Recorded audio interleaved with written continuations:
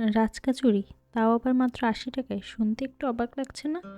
তবে অবাক লাগলেও এটাই সত্যি যে মাত্র ৮০ টাকায় আমরা পেয়ে যাচ্ছি রাজকাচুরি। শুধু কিন্তু রাজকাচুরি নয়, পাশাপাশি আমরা পেয়ে যাচ্ছি বিভিন্ন ধরনের ড্রিঙ্কস, ফুচকা, চটপটি সহ তাদের স্পেশাল চা। রাজকাচুরি বরিশালে তেমন একটা পাওয়া যায় না, তবে হঠাৎ করে এটা আমার চোখে পড়লো, তো তাই টেস্ট করে নিলাম যে কেমন খেতে। বরিশালে দু একটা রেস্টুরেন্টে আগে পাওয়া যেত, যেটা এখন পাওয়া যাচ্ছে না। তো সবথেকে বেশি যেটা আমার ভালো লাগলো সেটা হলো তারা খুব পরিষ্কার পরিচ্ছন্নভাবে জায়গাটা রাখে এবং খুব ভালোভাবে এটা সার্ভ করে। রাজকাচুরিতে যা যা দেওয়ার দরকার পর্যাপ্ত পরিমাণে দিয়ে থাকেন, তো বেশ ভালো। টেস্টটাও দাম অনুযায়ী ভালো, আমার কাছে বেশ ভালো লেগেছে। দাম অনুযায়ী সবই ঠিক আছে।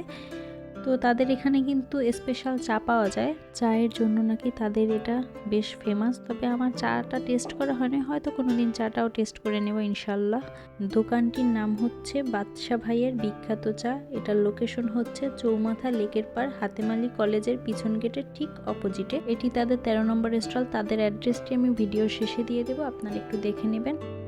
লেকের পাড়ে মনোরম পরিবেশে বসে আপনি আপনার প্রিয়জনদের সাথে খাবারটি উপভোগ করতে পারেন। তাদের ব্যবহার ছিল বেশ ভালো, দাম অনুযায়ী তাদের খাবারের মানটা বেশ ভালো ছিল এবং পর্যাপ্ত পরিমাণে তারা খাবারটা দিয়েছেন। তো আমার মনে হয় সবাই একটু টেস্ট করে দেখতে পারেন। আমার বেশ ভালো লেগেছে, আপনাদেরও হয়তো ভালো লাগবে। বরিশালে এই ধরনের খাবার খুব একটা অ্যাভেলেবেল না, তবে এখানে গিয়ে টেস্ট করতে পারেন। স্বাদ এবং সাধ্যের মধ্যে বেশ ভালো একটা জিনিস, যেটা আমার খুব ভালো লেগেছে। আপনারাও একবার টেস্ট করে দেখবেন।